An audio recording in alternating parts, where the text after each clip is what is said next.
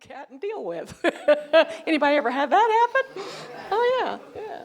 It's a good thing. Absolutely. It's a good thing. Well, it's kind of strange out there, isn't it? In the world. You know, Yeah. it's a special time. And we're going to talk about that a little bit. It's a special time. And there's a way we can look at this and understand this to where we can see that, you know, as Martin Luther King Jr. said, that the arc of the universe always bends toward the positive. Do you believe that? I believe that. It might be hard to believe sometimes. Maybe you don't even feel it sometimes. But it is a truth. It is a spiritual principle, and that's what we need to remember. So we're going to start with a quote and a foundational scripture reference this morning. And the quote is from Albert Einstein, and it goes like this: "Strange is our situation here upon earth. Each of us comes for a short visit, not knowing why, yet sometimes seeming to divine a purpose. From the standpoint of daily life, however, there is one thing we do know, that humans are here for the sake of other humans." Let that sink in for a moment. Yeah. And then Matthew 6:34, "So do not worry about tomorrow, for tomorrow will worry about itself. Each day has enough trouble of its own." Did you know that worry will actually kill you? Yeah. It'll send you to your grave earlier, worry.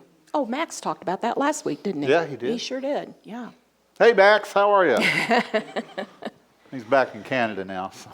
So yeah, we're living in strange times for sure. Yeah. You know, people are not acting like they're supposed to.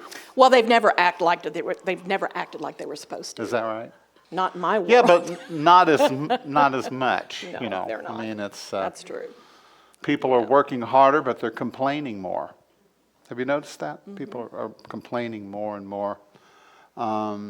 There's something called the crisis point. The crisis point. And it comes to all of us at one time or another. Strange times in this case means that something is wanting to change. Something wants to change. And so life is wanting us to transform in some new way. The old ways of doing and being are outmoded. They're old school.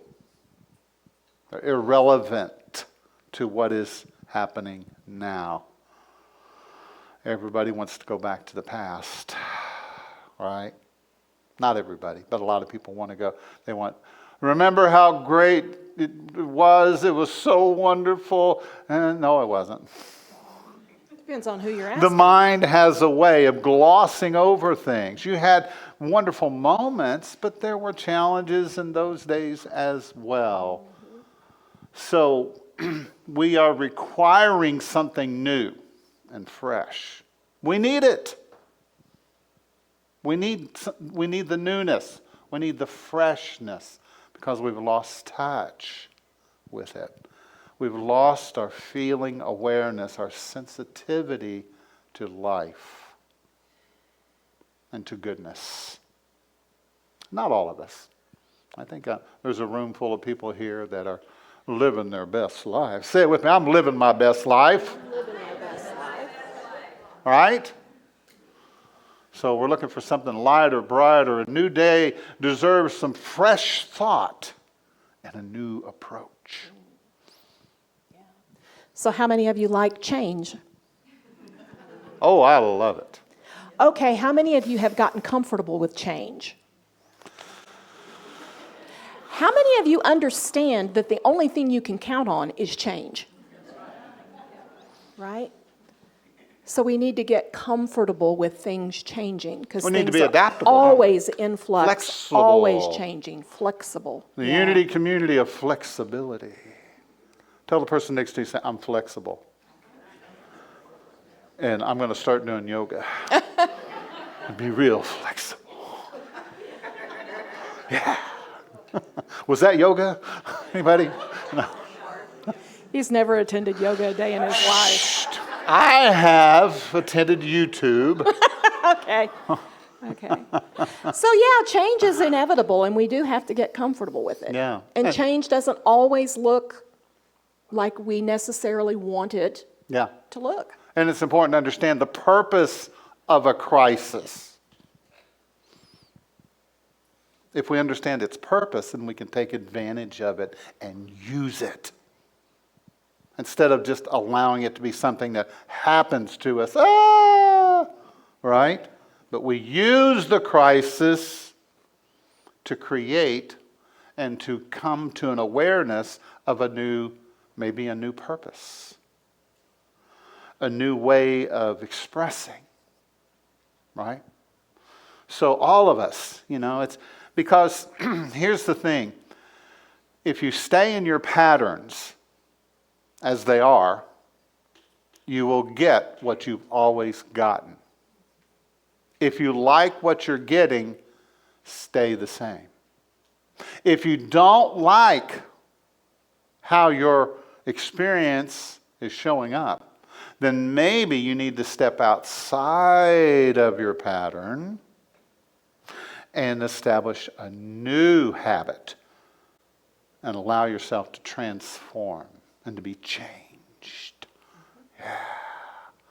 So we need to understand the purpose. And we need to know why that sometimes we feel like we're just kind of going from one challenge to the next, one challenge to the next. Well, say it with me, that's life.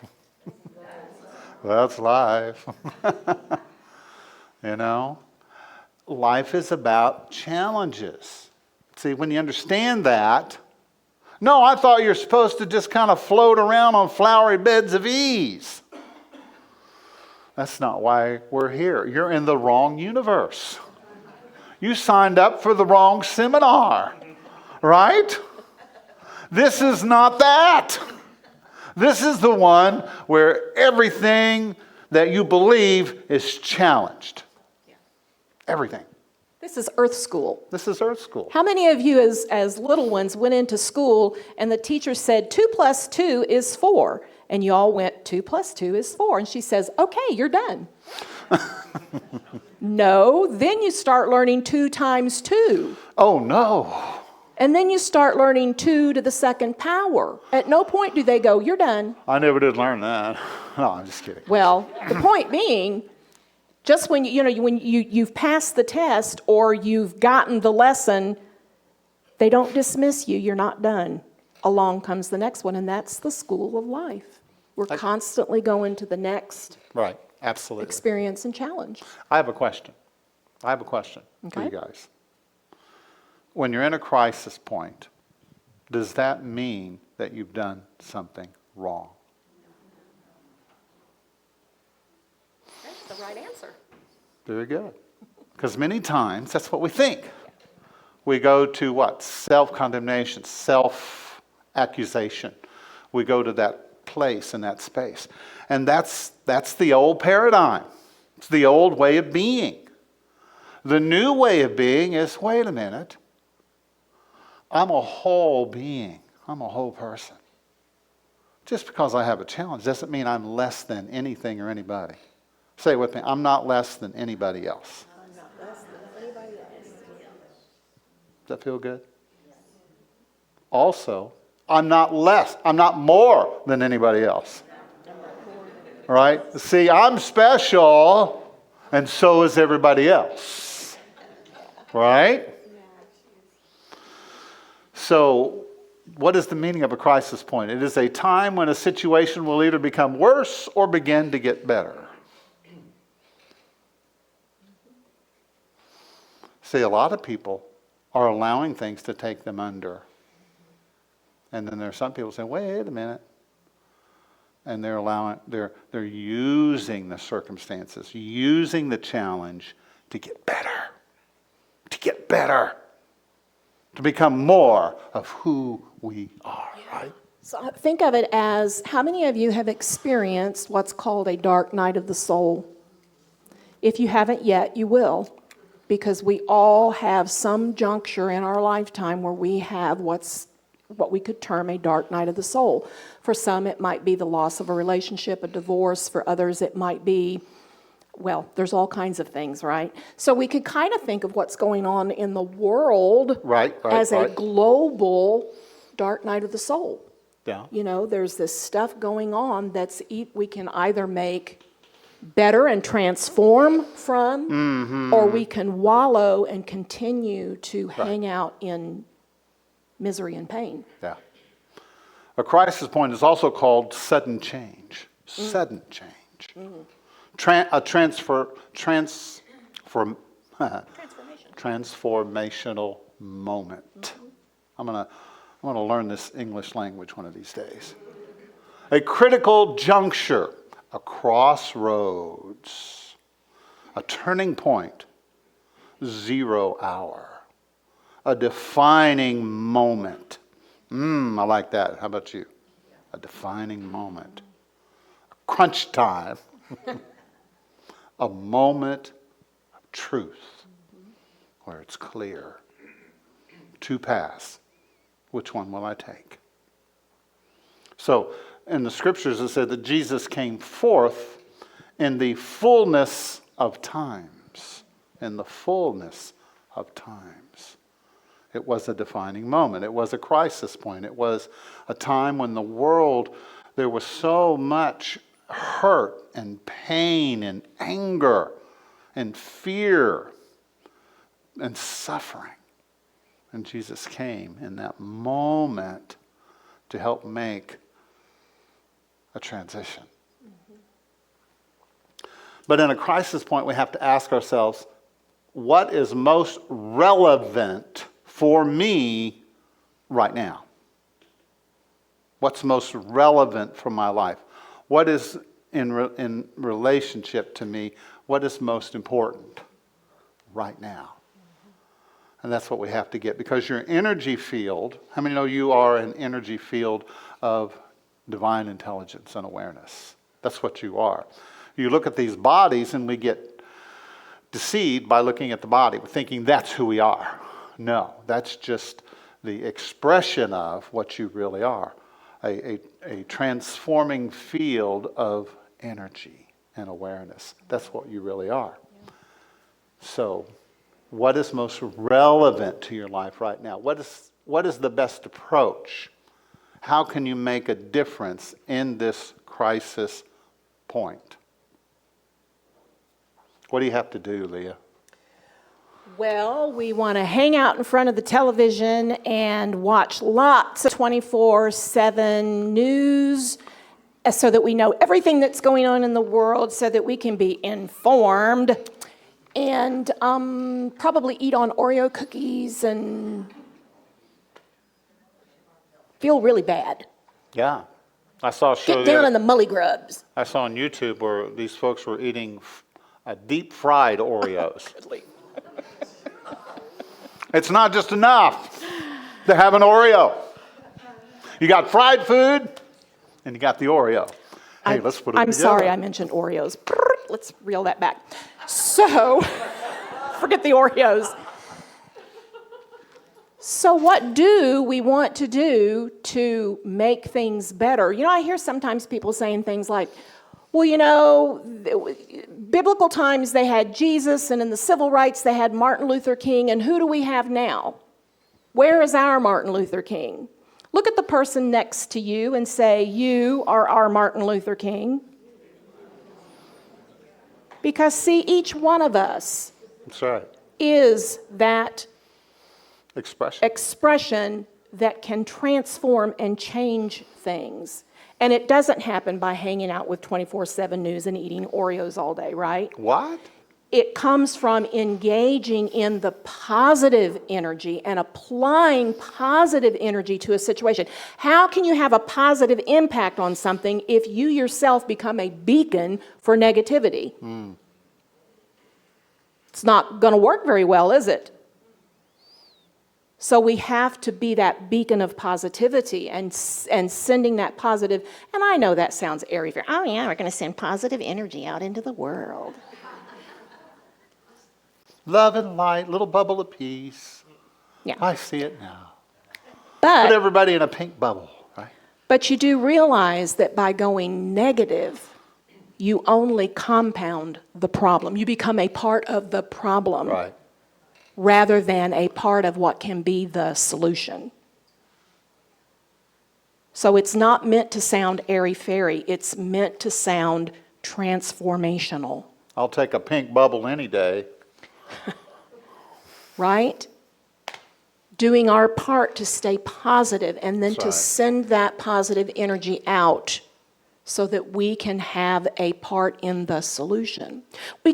So how does this relate to the divine power for the month of October of zeal or passion, enthusiasm, passion? Well, we can use that power of passion as compassion.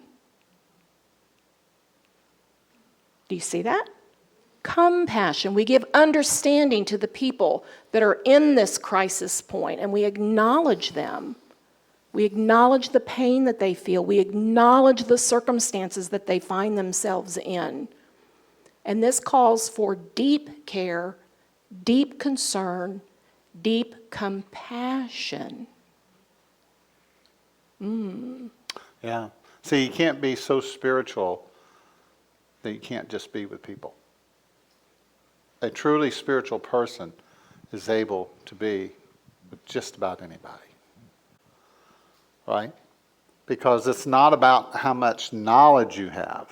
That's not spirituality. Spirituality is not knowing all the right phrases and all the right buzzwords. Spirituality is embodying the truth of your being. And when you're with people, you embody that. Sometimes just being with people and being a listening presence is healing and is helpful, right? People, they don't need to hear our opinions all the time, right? How many know we all have an opinion, right? And the thing of it is, opinions aren't always really necessary. Well, I don't think that's right. All right, you're on the I don't think that's right truck. You get a truckload of, I don't think that's right. What have you got? You got a mob. You got a bunch of people who are just complaining. Yeah. My dad used to have a saying, don't be so spiritually minded that you're no earthly good. Yeah. And I got a good example of that this week at this conference when they were talking about how churches unwittingly, unknowingly further victimize people who have been victimized by saying things like, well, you have to forgive them. When people are in pain, when people are in this crisis point, we need to listen. We need to hear. We need to be that person that can be with them as they unload this pain and this trauma without going into what becomes metaphysical malpractice. Trying to label someone and say, well, if you'd only fix this spiritually, this would all come together. Okay, you have your opinions, and maybe there's some validity to some of that because there's some things that could be done that might impact the situation in a positive way, but you know what? That's not your place when someone's sitting with you and they're in pain. Yeah. It's if you've ever, do we have any EMT workers here? Okay. I know we do have some. They're just not here today. And when you're in a crisis moment with people and they're in suffering and in pain, that's not the time to say, well, if you'd have just thought properly, said the right prayers, this wouldn't have happened to you. No. Oh, thank you for telling me. Now fix my leg. In the moment, we just need to learn to be with each other without all of the opinions. Don't you get tired of opinions? Don't you get tired of having opinions for every little thing? You turn on the television, that's what they're talking about. They are analyzing and scrutinizing to the nth degree about things that I don't need to know that about them. right? I don't need to know all that stuff. Because all that does is bring up, more criticism and more blame and more accusation, and then I become the adversary. See, the devil is real. The devil is real if you embody it, because you can be. You could be the devil. You can be the adversary. You can be the Satan. You can be the Antichrist. Anybody want that job? I don't think so. But that's what we do to each other. We're constantly adversaries, pushing each other and struggling with each other instead of just being with each other. Your relationship is never going to be what it needs to be until you stop the criticizing and the judgment and the blaming and the accusation. Right? It's never going to be the way you want it, really. If you really want it to be peaceful, if you really want to communicate, then you have to drop all of the expectations. Drop it. Drop it. You say, well, how do you drop it, James? Well, you just stop it. Say it with me. Just stop it.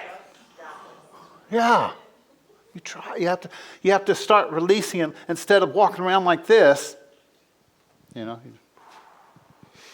everybody take a moment to take a breath and open your hands and just...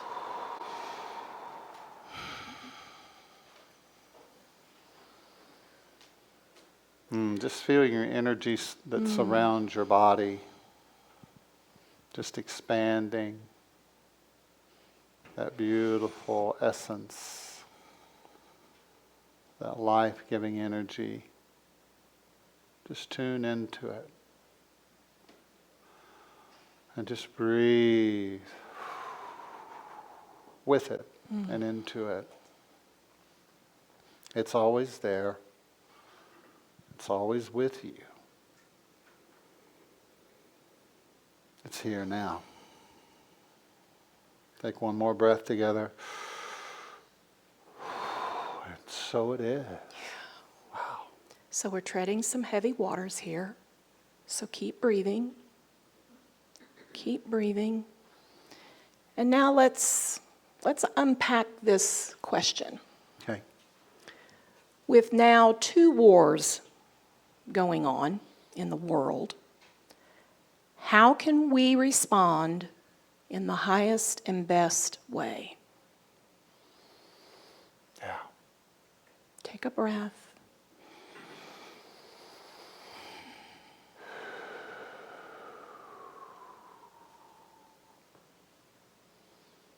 How do you feel about it?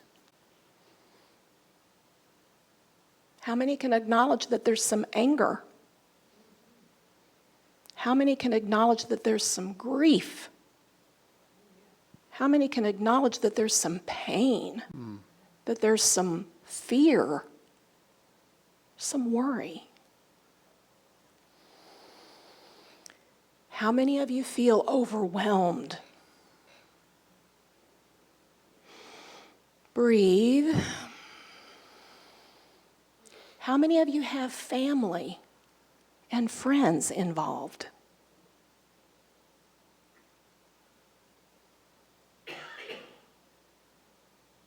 Are you allowing yourself to feel the grief and to do the grieving?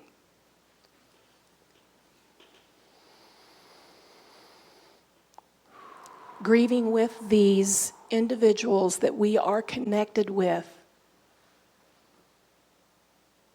who are part of the divine.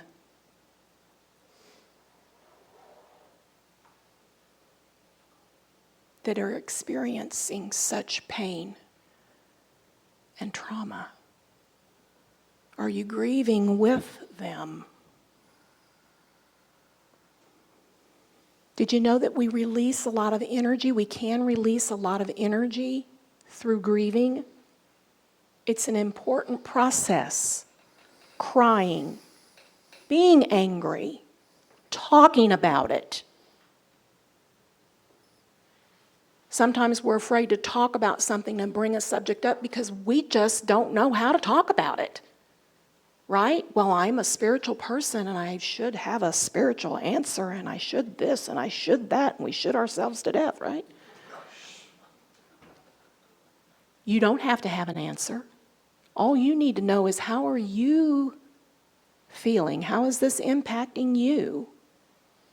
And are you dealing it and expressing it instead of, no, I don't want to go there, instead of pushing it away? Yeah. It's okay to feel it. It is. It's That- necessary It's necessary. to That's right. feel it. It's necessary to feel it. Because for too long we pushed away the hard stuff. We pushed it away. Instead of integrating and unifying, saying, okay, I accept reality as it is. I accept things as they are. Not that I agree with it, right? But I accept reality as it is. That's where you have to start. Breathe. Keep breathing.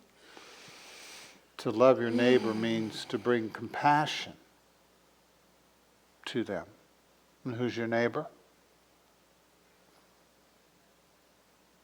Everybody. Everyone. Bring compassion to the world. And bring a little compassion to yourself while you're at it. Be gentle with you. Yeah. Be gentle, right? It's absolutely normal to feel all the things that you're feeling. Yeah. To feel the anger, to feel the fear, to feel the worry. Because to it's feel, there. It's there. It's the part of the human response, right? Mm-hmm. So don't push it away. Don't push it down.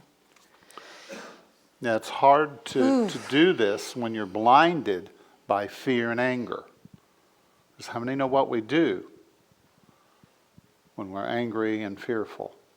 We find an We other. react. And we find an other, We find another, yeah. right? We've seen so much of this in the course of our time here on earth, where we otherize people, situations, institutions. I'm at pain, I hurt, therefore they must be to blame. It's got to be your fault. No, Oh. it's no. their fault. Oh, good. I'm glad we have somebody. And we have done that throughout history, throughout time. Don't let yourself fall into a pattern of blaming them, Yeah. those people, that place, right? Much of the unrest today is a fear of lack. A fear of lack. Okay? Lack of what? Lack of resources, finances, respect, not having enough. Just fill in the blank, right?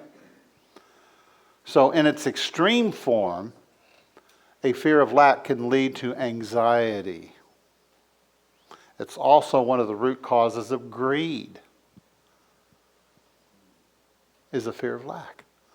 You can be a multimillionaire and still have greed because you're fearful that it's not enough. I'm not enough. I don't have enough. I can't be enough. And we're always in that not enough thinking, right? And so when you're in not enough thinking, what do you get more of? Not enough. So you can become so obsessed with ensuring yourself against the possibility of not having enough that you start hoarding more than you'll ever need. It's like in the Bible, there was the rich man who had many barns where he stored all of his goods. Now, today we don't have barns, we have storage units. Hey, if you want to make a lot of money, go into the storage building, business. Because that's where everybody's bringing all their stuff. And then you create reality shows around it where you go and you buy stuff that people left and they just put it there and they just keep paying, $100 a month, $100 a month, $100 a month.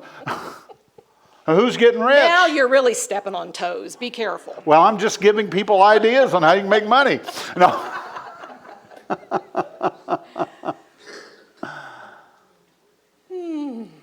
Behind all attacks is a fear of lack. There's something missing. There's something missing. And therefore, I'm going to attack you because I don't have enough. So I've got to get yours. And process, I'm going to make you suffer. All right? Because then I'll feel better because you're suffering. Yeah. Don't you love to see people suffer? Say it with me, of course not. Of course not.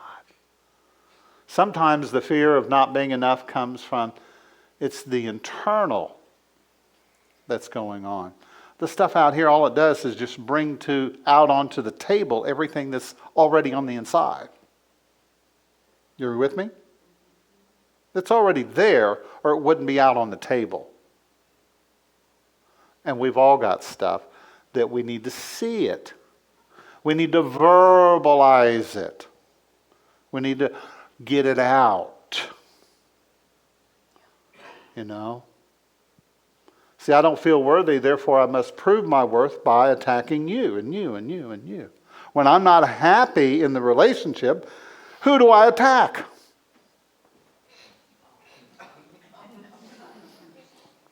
Right?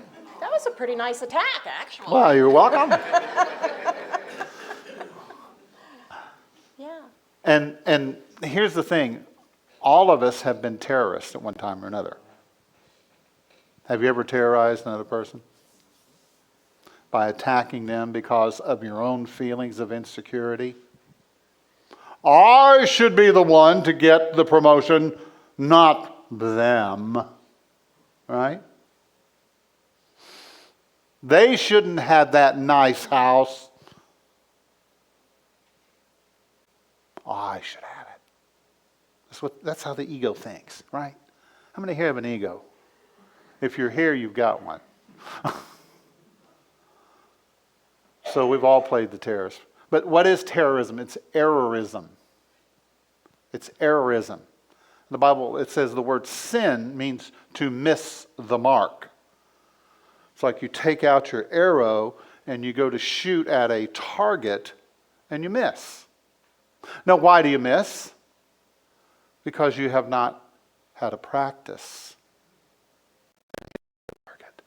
And that's your spiritual practice, is to take your bow and your arrow and keep shooting until you begin to hit the bullseye, right? It's a spiritual practice. That's all the word sin means. Is, I'm not hitting the bullseye because I'm unpracticed. Doesn't mean I'm a bad, awful, stinky person. I mean, you might be stinky. I mean, that's a personal choice, right? But it doesn't mean you're a bad person, right? See, we judge people by their appearance a lot of times. We judge people by how they look, and we size them up. As soon as they walk into a room, we've already got them all figured out. We think we know stuff. Just call me Sherlock, right? So we might think of what's going on a global scale in the world as a macrocosmic view of what's going on in the world. Yeah. The microcosmic going on right here in my world. So when things are going on like this, okay, there's warring, there's brutality, there's all this going on out here. Where in my world am I warring? Am I acting in brutality? And this is where we call in that power of zeal, passion, so that I can have more compassion with the people that show up in my life. So that I can be moved by compassion rather than road rage when I'm on Woodruff Road. Right? So I can be moved by compassion Yeah. when things are not showing up and going the way that I think they should be showing up and going on. So just think, and of course, for all of this out here in this global environment, we do all that we can to have a positive influence on it. We pray. We hold the highest and best for all individuals involved. Because, folks, there's more going on than we know, right? We understand that. What do I have responsibility and what do I have control over? This right here. This right here. So when will the world change? When? Who would like to answer that question? We've done a lot of talking. That, When will the world change? You think about that song, Waiting on the World to Change? Yeah. You know, when's it going to change? When's it going to change? Rena. Now, see, if I was Max, I'd have a $100 bill that I'd give you with my picture on it, but Yeah, let me just say that those $100 bills are not real. no, they were fake. We Yes. found some in the offering plate. Sorry. Yeah, when we change, when we experience the transformation and the shift and we change, it's just like when you throw the pebble into the pond and there's that rippling effect. Yeah. When we change, it ripples out into our world. When I change, it affects you Because because you're a part of my world here. And you give permission for other people to Yeah. change. So when I have a little shift, when I change, it impacts you in some way, and then you can have a shift and you can change, and it impacts all the people in your sphere. You see how that works? You become the pebble in the pond. It's small, but it's significant. Yeah. If I can show up with people and be a little kinder, be a little gentler, be a little more compassionate, be a little more understanding, operate in a little more wisdom, with a little more joy, doesn't that affect the people in my life Absolutely. better, in a more positive way? Yeah. What did Mother Teresa say about this? Oh, she said there's more hunger for love and appreciation in this world than for bread alone. See, People we want think to we're be hungry. seen. We think we're hungry for more bread. You know, if I just had a big loaf of hot, steaming bread with butter, a little bit of jam, blueberry, whatever, then I'd finally be happy, right? And so I eat the whole loaf. Am I happy? No. Man shall not live, or James will not live, I take it personally, by bread alone, all right? But by every word that proceeds out of the mouth of the divine. What does that mean? See, what I'm feeding on is the spiritual truth. What's the truth here? What's the truth? That's what I'm eating. That's what I'm feeding on, is the truth of the matter.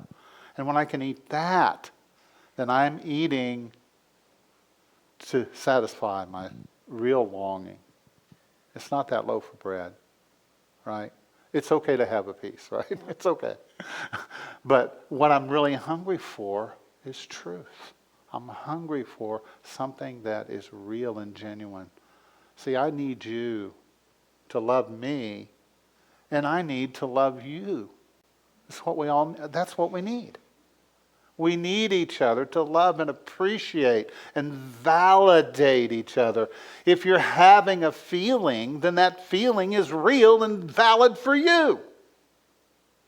Right? Yeah. So we have to have patience to let the process play out. Say with me, patience. Patience. Don't pray for patience, because you will definitely get opportunities to test your patience so that you can gain more. Don't pray for patience, but you do have to practice patience. Right. Well, in our society today, everybody wants things now. Amazon says, I'll get it to your house by 9 o'clock tonight. If you order it now, you'll get it by 9. I love that, don't you? I love it. But Emotional processes, outward, external processes don't work that way. Right? Yeah. So, Gandhi said, to lose patience is to lose the battle. Don't lose patience. Be patient with the process. We're figuring it out as we go. Right? I'm learning as I go. Are you? So I know it's easy to get impatient with our kids, get impatient with our significant others, with our friends, with the world. But that doesn't help anything. Never has, never will. To lose patience is to lose the battle. Mm-hmm. And the real battle is being patient with the process, which we want to reflect compassion. And when you reflect compassion, you give room for the miracles to show up. Say it with me. Aha. Thank you. Thank you. Very well said. Thank you. You give room for people to transform and to change. If you keep holding them in that same old vision that you have of them, they're this way, they're that way, that's the way they are, and they'll never change. Well, who made you God in that moment? And you're not the God of them, that's for sure. So what you want to do is have a little compassion. Give room, If there's something I need from Leah, if I just demand it of her, what is she going to do? What are you going to do, Leah? See? That's what I'm dealing with. Oh, just kidding. So I have to give her space. Give her some space, right? I got to be patient with the process. Confucius said, it does not matter how slowly you go as long as you do not stop. You get it? You got it? Yep. All right, got one more thing. This is something I wrote from my book, Jesus Never Said That. Would you like to read it? Because you have such a good reading voice.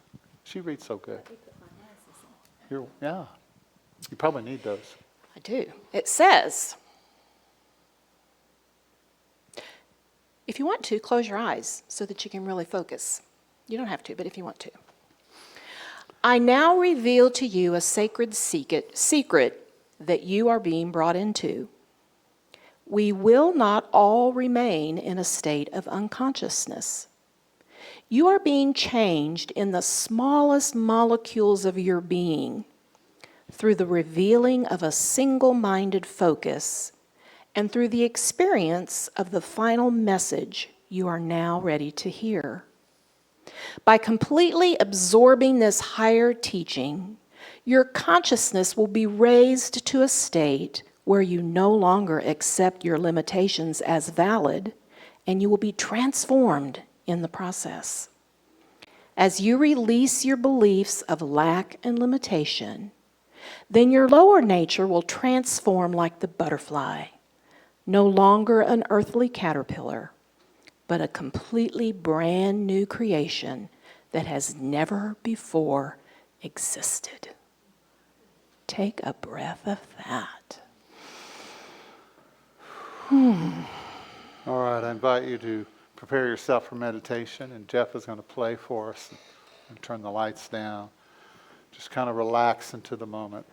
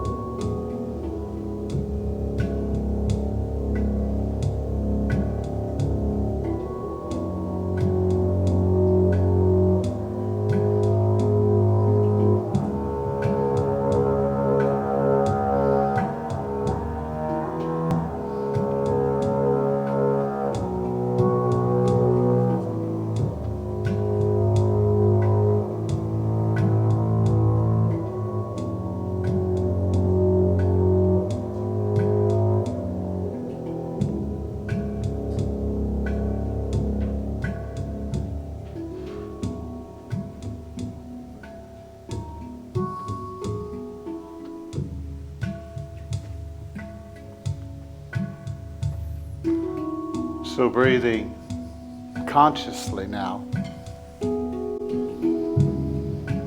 following the breath in and out, the pattern, the rhythm of life. It's just the way it is. The giving out and then the receiving. It's a circle. As we breathe out into nature, the nature breathes back to us. It gives us oxygen. Everything is here for us, everything that we need. Take a moment just to align yourself with that truth. Everything is here for you. Everything you need is available for you right now. Whatever questions you have in your mind. Maybe you're at a moment, a juncture, where something new is wanting to manifest and you just haven't got the whole picture yet. It's okay. Be patient with the process. And here a little, there a little. Then it begins to come together. And you begin to see, oh, okay. And the revelation comes. And then you start walking in the light that you have. What do you know for sure right now? Step into that. What do you know for sure right now? Step into that. Be the answer. Be the answer. Be the solution. Step into it. Take that leap of faith. You have the power in you to do it. And to do it with zeal, with passion and enthusiasm. It's time. It's time. It's your time. It's your turn. It's your moment of transformation. Don't miss it. Choose the good. Choose love. Choose grace. Choose yourself. Choose to be led by that divine power that is within you. But yeah, this is your moment. This is your time. It's our time. It's our time. If you know of someone this morning that you'd like to pray for, that you'd like to hold in this moment, you'd like to hold space for them, I invite you to whisper their name aloud or get a mental picture of them and just hold it for just a moment. Hold it in your consciousness in a loving way and just surrounding them with light.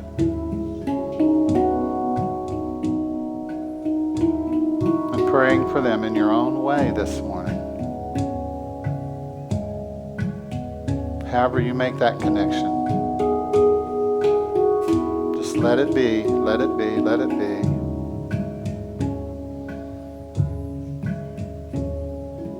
We open now to receive the miracles into our lives, the manifestations that we've desired to see. Physical, the mental, the emotional, relationships, and families, and in the world. In one sense, it's all the same. Giving permission for that newness to come forward now. We send our love to the Middle East. We send love. We send love and healing. We don't know how things are going to come about. We know that it's going to take patience. It may take some time for everything to be sorted out, but we'll continue to hold the vision for the highest and best good. We know that the battle in Ukraine has been going on for a while. But we're available and we're here to be a clear channel of the Spirit. And we bring our love and our attention and our focus to all these people, those that are suffering. You are loved and surrounded by our prayers. We're grateful for this community and for all the good for each other. I invite you now to just take about 30 seconds in the silence and just be.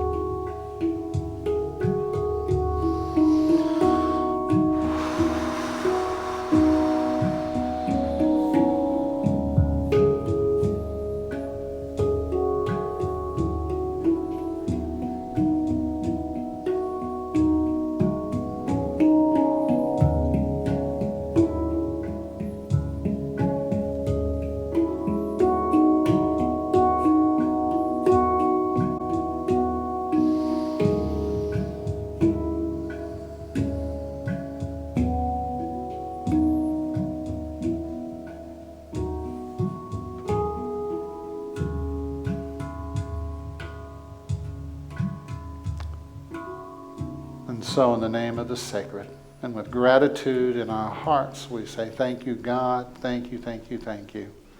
And so it is.